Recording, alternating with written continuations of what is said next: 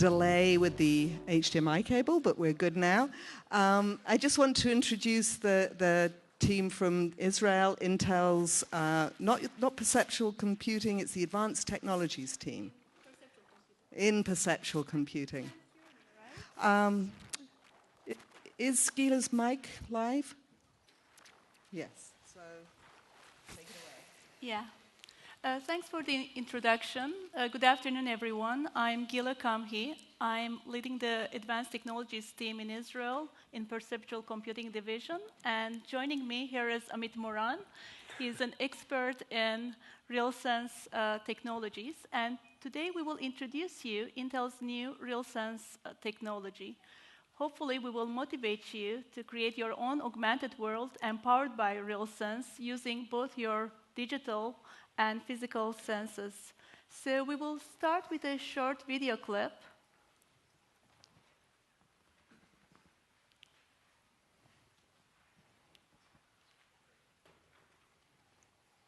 Click.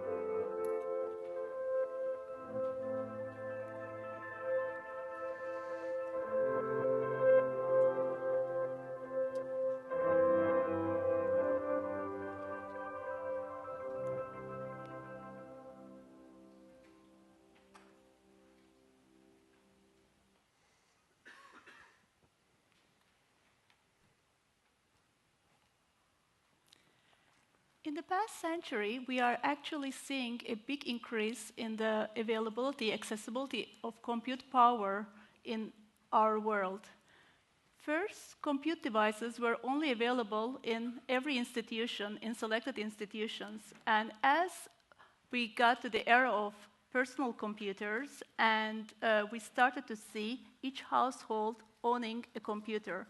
And today, as we are in our mobile device era, we see that a person owns at least one personal device. He owns a tablet, a laptop, maybe a smartwatch. We have a compute device in every pocket, in every bag, and actually we are going all around with compute devices. Actually, we are moving forward to ubiquitous computing when we have compute power in almost every location. We are surrounded by compute power. Clearly, the advances in the technology is improving the quality of our everyday life. But on the other hand, the high accessibility of compute power in every location is disconnecting us from the environment and people around us, as we are captured in a 2D display in usually an inhuman posture, very busy with ourselves. When the world out there is 3D and so much more attractive to our senses, we believe we are very close to a revolution in human-computer interaction. We have to change the way we interact with the compute devices because it is not natural the way we interact with the computers. We also believe that there are two main technologies that will make it happen. We believe augmented reality is one, and the second one is natural user interaction. They will let us face the world, straighten our posture, and actually augment our world with digital data. And not only augmented with digital data, we can now use all our senses as in real life and interact with that data as we turn the world to a platform of interaction. And we believe Intel perceptual computing what we currently call the RealSense technology, actually will have a big role in this revolution, because our mission is to bring compute senses to human senses to the compute devices. We would like to interact with the compute device as we would interact with any human companion. We would like the device to sense us as would our friend. We would like it to sense the speech, the facial and hand gestures. And we would also like the device to interpret in context, for example, our mood, our emotion, and ultimately our intent. And the goal is to let the user interact with the compute device using all his senses as he would play and interact with the world around him. So we are first putting the user in center. We would like the compute device, first of all, to be user-aware. After all, the compute device is there to be useful to the user. Intel RealSense embedded 3D camera will let the compute device sense the user real-time. The user has to be in the local vicinity of the device. We are talking about short-range vicinity, meaning 20 to 120 centimeter range. And we will monitor not only the hand gestures, we will monitor all the user modalities as would a companion, meaning we would also monitor and sense the facial expressions, the body posture. For sure, this is a big step improvement in natural human-machine interaction because we are turning the device more and more like a companion. It knows intimate knowledge about us. It knows intimate knowledge about our needs and desires. It even can understand, ultimately, our intent, so it is much more useful to us. In order to create an immersive experience and natural experience, it is not only enough to sense the user, solely the user. We need to sense the user in context. So in real-time interaction, that context would be the local environment of the user. It will be the objects around the user. So the RealSense technology also includes advanced 2D and 3D object tracking and recognition. So now that we sense the user and sense her environment, the objects around the user, now we can create an augmented world, rendering virtual artifacts, and then interacting with that digital data using all our senses in a realistic manner. The next challenge will be to move from natural interaction to multi-user interaction, to move to social interaction, to move from static mode to dynamic mode and to mobile mode.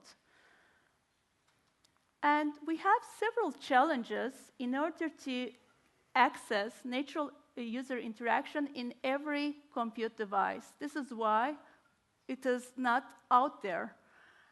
First of all, we face both software and hardware challenges.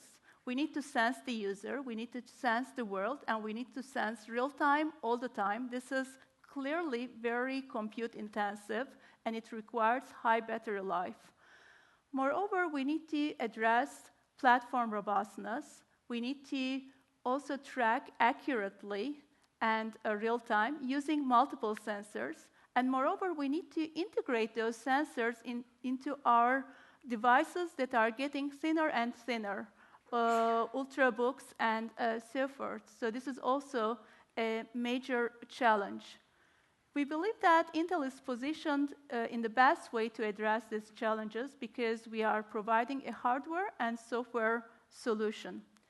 So our solution is both software and hardware. We have launched our RealSense 2013 SDK this year, and it includes technologies that are based on the depth that is extracted from a peripheral creative camera. And this camera is used as a ramp-up vehicle. We are collaborating with ISVs so that we are getting the first experiences out there. In 2014, we will actually expand the technology portfolio, and this time around, RealSense SDK, at the end of the year, will extract data, the technology engines will extract data, the depth data, from our embedded 3D camera. The camera will be embedded into several form factors. It will be embedded in two-in-ones, all-in-ones, in notebooks, and we will not stop there. In 2015, we will also provide embedded 3D cameras in tablets by partnering with major OEMs. So we will make it available to massive deployment. So let us just go over what we mean, what it means to create an immersive experience using Intel's RealSense solution. Let us go over the solution stack bottom up. So first, the SDK includes an I/O module, which communicates with the camera and extracts real-time depth data. Based on the depth, we have user modality recognition engines like gesture recognition, 3D face tracking, head pose detection. We said we are not only interested to sense the user, we would like to also sense the objects around the user. So we have 2D and 3D object tracking and recognition. This is empowered by Metaio. We can also create new virtual data, 3D models, based on our background segmentation, other capabilities like 3D reconstruction. And we can ultimately create augmented reality experiences, rendering virtual data into our reality, and then facilitating interaction with that data in a realistic manner, supporting occlusion of physical and virtual data. Based on our SDK, we are already engaging with several ISVs and brands and creating immersive experiences. Some examples are out here. These are our major usage pillars.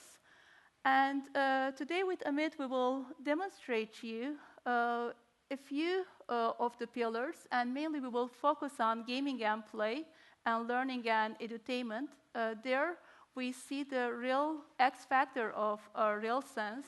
We would like to show you how we can create a fantastical augmented world, and not only create and view that world, but make the user an active player in that augmented world. Having said that, I'll pass it to Amit. Thank you, Gila. All right, so the first kind of just a demo application that we can show you guys. We see it also in our booth. It's in augmented reality using depth and different algorithms, Gila said. So the first thing that in a user-facing augmented reality, it's very important to have is occlusion. And this is what the depth camera gives us. We know what is behind the virtual object and what is in front of the virtual object. We can hide the virtual object in this way, and we can actually start to interact with them, and we know what we are touching. We can break this egg over here, then a dragon comes out of it, and it tracks my hand when I'm closing it. I can grab the virtual dragon, move it around, rotate it. I can even explode it if I want. So create a real experience using all of these technologies together to create kind of an immersive augmented experience. Switch back to, yeah. So what we would like is to scale the naturally interactive augmented content in the ecosystem. We would like to make the creation easy, because we would like to have a lot of content so that we give legitimate right to our compute devices with the embedded 3D camera. And we would like to make the experience compelling, user and environment aware and natural. So Amit will demonstrate how easy it is to create a naturally interactive augmented content, a very simple example online. So I'm just going to see something real quick. I don't know if everyone knows Unity here. It's not the case. Just to show you that if I have, for example, this Uncle Jeffrey funky farm, and for example, for education purposes, we want to teach kids how it works at the farm and the weather conditions in the farm, how it affects. So in this case, let's say I want to take this cloud here and move with my hand over the farm and put snow all over. So the idea is that we wanted to make it really easy for you guys to create experiences. So we are providing those technologies and plugins also for Unity and also for other computing, other platforms. So just by adding just one drag and drop click, I can make it the object track my hand and put snow all over the farm. So it's that easy. Thank you, Amit. So lastly, what we would like to show you is by focusing on digital storytelling, we would like to show you how you can interact with the story content using all your senses and also the objects around you, physical books or objects that you own. And we would like to also demonstrate to you that the virtual objects can be an integral part of your environment. They will be aware of the environment. So it is a two-way story. So with that, I'm passing it to Amit, but I think we have some issues.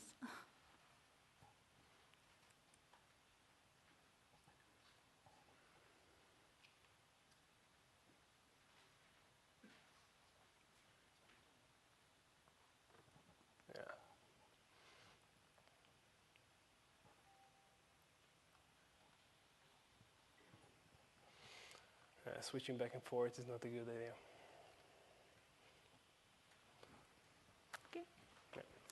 Okay, so we will pass it. We are welcome to come to our booth to see it. Could you switch it to the... okay, so I hope we persuaded you that the RealSense Intel's technology will revolutionize the way we interact with the compute devices. We will let you play and live the moment and interact with an augmented world using all your senses. So you are welcome to come and visit the booth. You can also see the digital storytelling experience that we wanted to show you here on stage. And also visit our website. So we have several exciting things coming up this year as we will make this technology available to everyone in a formal release way in our product lines. Thank you. Thank you. There's actually time for a couple of questions while Brian Mullins sets up. So there's a mic here if you've got a question for either Amit or Gila.